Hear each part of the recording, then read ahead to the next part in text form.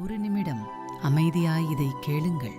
கர்த்தர் அன்போடு உங்களிடம் சொல்கிறார், என் அருமை பிள்ளையே, மரண இருளின் பள்ளத்தாக்கிலே நடந்தாலும் பயப்படாதே, நான் உன்னோடே கூட இருக்கிறேன். சங்கீதம் 23:4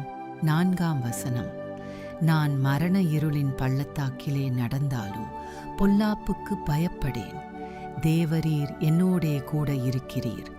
உமது கோலும் உமது தடியும் என்னை தேற்றும்.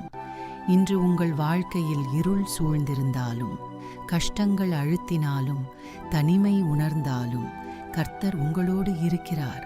அவருடைய கோலும் தடியும் உங்களை தேற்றும். இப்போ கண்ணை மூடி சொல்லுங்கள், கர்த்தாவே, மரண இருளின் பள்ளத்தாக்கிலும் நீர் என்னோடு இருக்கிறீர். என்னை தேற்றும். எனக்கு தைரியம் கொடும்.